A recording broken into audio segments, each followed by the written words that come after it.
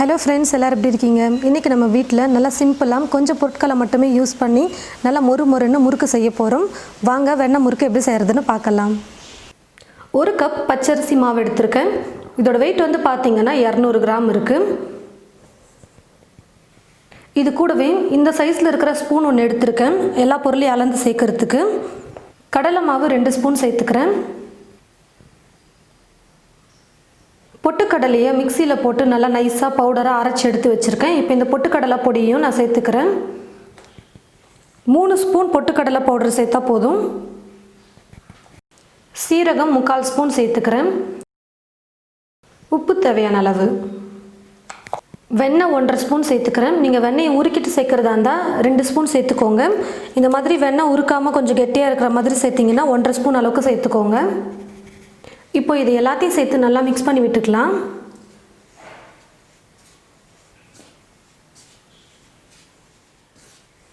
எல்லாத்தையும் சேர்த்து நல்லா மிக்ஸ் பண்ணதுக்கப்புறமா இப்போது கொஞ்சம் கொஞ்சமாக தண்ணி சேர்த்து நான் மிக்ஸ் பண்ணிக்கிறேன்.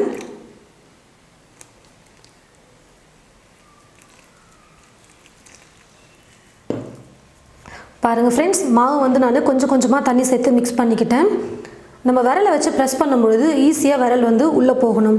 அந்த அளவுக்கு மாவு கொஞ்சம் இலக்கமாக இருக்கிற மாதிரி மிக்ஸ் பண்ணிக்கோங்க. ரொம்ப இலக்கமாக ஆகிடுச்சினாலும் எண்ணெய் வந்து அதிகமாக குடிச்சிடும். ரொம்ப மாவை கெட்டியாக மிக்ஸ் பண்ணிட்டோம்னா அதுக்கப்புறம் முறுக்குழாயில் போட்டு நம்மளால் மாவு பிழியவே முடியாது, ரொம்ப கஷ்டமாக இருக்கும். லைட்டாக நீங்கள் விரலை வச்சு ப்ரெஸ் பண்ணிங்கன்னா ரொம்ப ஈஸியாக உள்ளே போகணும் மாவு. அந்த அளவுக்கு கரெக்டாக பார்த்து நீங்கள் மிக்ஸ் பண்ணிக்கோங்க. இப்போ மாவு ரெடி பண்ணிவிட்டோம், முறுக்கு செய்ய ஆரம்பிச்சிக்கலாம். முறுக்கு செய்கிறதுக்கு முன்னாடி முறுக்குழாயில் வந்து எண்ணெய் தடவிக்கணும். நம்ம உங்களுக்கு எந்த டிசைன் பிடிச்சிருக்கோ அந்த டிசைன் எடுத்துக்கலாம். இப்போ நான் வந்து வெண்ணெய் முறுக்கை வந்து முள்ளு முறுக்கு மாதிரி இந்த டிசைனில் வந்து ஸ்டார் போட்ட டிசைனில் செய்ய போகிறேன். இதிலே பாருங்கள் 2 விதமாக இருக்குது. உங்களுக்கு எந்த டிசைன் பிடிச்சிருக்கோ அந்த டிசைனை நீங்கள் எடுத்துக்கோங்க. முறுக்குழாக்கு எண்ணெய் தடவிட்டு நம்ம செய்யும்போது ஈஸியாக ப்ரெஸ் பண்ண முடியும்.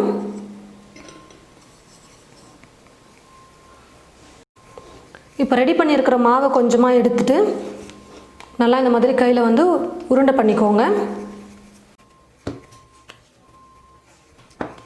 இப்போ இதில் போட்டுக்கலாம். இப்போ அடுத்த முறை மாவை எடுத்து நம்ம முறுக்குழாயில் போடும்பொழுது கொஞ்சம் மாவை நல்லா பிசைஞ்சிக்கிட்டு அதுக்கப்புறமா கையில் எடுத்து உருண்டை பண்ணி முறுக்குழாயில் போடுங்க.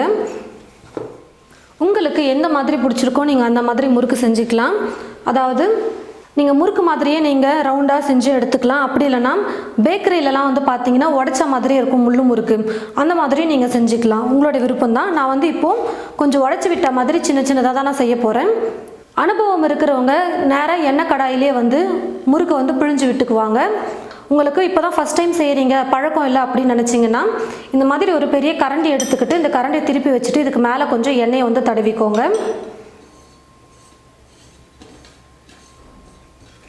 இப்போ இந்த கரண்டியில் உங்களுக்கு ரவுண்டாக முறுக்கு வேணும்னு நினச்சிங்கன்னா நீங்கள் ரவுண்டாக செஞ்சுக்கோங்க. ரவுண்டாக சுற்றி எடுத்துக்கோங்க.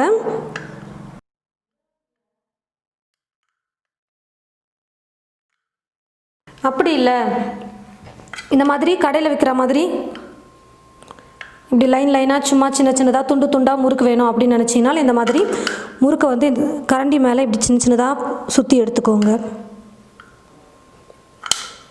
இப்போ இதை அப்படியே எடுத்து எண்ணெய் கடாயில் போட்டுக்கிட்டால் ரொம்ப ஈஸியாக இருக்கும். புதுசாக ஃபஸ்ட் டைம் ட்ரை பண்ணுறவங்களுக்கு கொஞ்சம் எண்ணெயில் போட பயமாக இருந்ததுன்னா இந்த மாதிரி நீங்கள் ட்ரை பண்ணுங்கள். கடாயில் எண்ணெய் ஊற்றி வச்சுட்டேன். எண்ணெய் காஞ்சிருச்சா இல்லையான்னு சொல்லிட்டு கொஞ்சமாக மாவு போட்டு பார்த்தா தெரிஞ்சிடும். ரெடி பண்ணியிருக்கிற மாவை வந்து எண்ணெயில் போட்டுக்கலாம். நீங்கள் எண்ணெய் கடாயிலே இந்த மாதிரி கூட போட்டுக்கலாம். கொஞ்சம் பெருசாக போட்டு நீங்கள் இந்த மாதிரி கட் பண்ணி விட்டுக்கிட்டிங்கன்னா கூட அப்புறமா உடச்சி விட்டுக்கலாம்.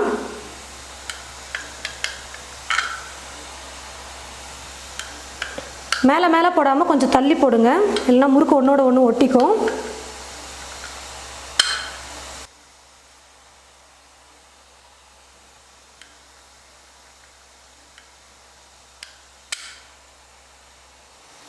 உங்களுக்கு எந்த மெத்தட் ஈஸியாக இருக்கோ அதை ஃபாலோ பண்ணிக்கோங்க.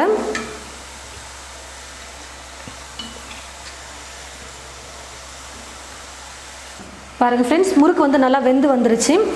மாவு எண்ணெயில் போடும்பொழுது எந்த அளவுக்கு கொதிச்சுட்டு இருந்தது பாருங்கள். இப்போ பாருங்கள் கொதியெல்லாம் அடங்கி வந்துருச்சு. இப்போ முறுக்கு நல்லா வெந்துருச்சு. இப்போ நான் எடுத்துக்கிறேன்.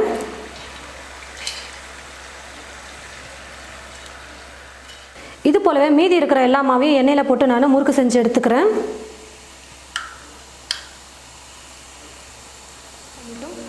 பாருங்கள் ஃப்ரெண்ட்ஸ், வெண்ணெய் முறுக்கு சூப்பராக ரெடி ஆகிடுச்சு.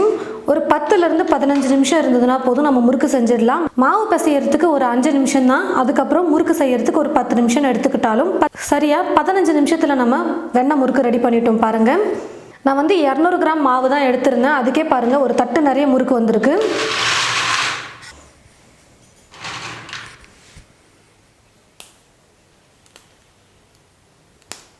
பாருங்கள் ஃப்ரெண்ட்ஸ், எவ்வளோ சூப்பராக மொறுமொறுன்னு இருக்குது. இப்போ நம்ம சாப்பிட்டு பார்க்கலாம்.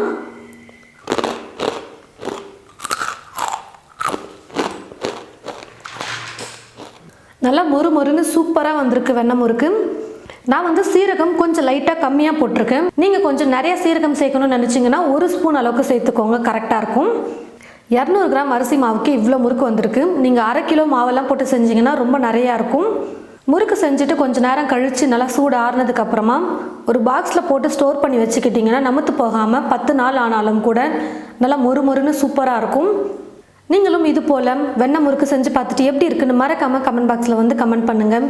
இந்த வீடியோவை மற்றவங்களுக்கும் ஷேர் பண்ணுங்கள். இது போல் நிறைய ரெசிபீஸ் பார்க்க தமிழ் ஃபுட் மசாலா சேனலை மறக்காமல் சப்ஸ்கிரைப் பண்ணிக்கோங்க.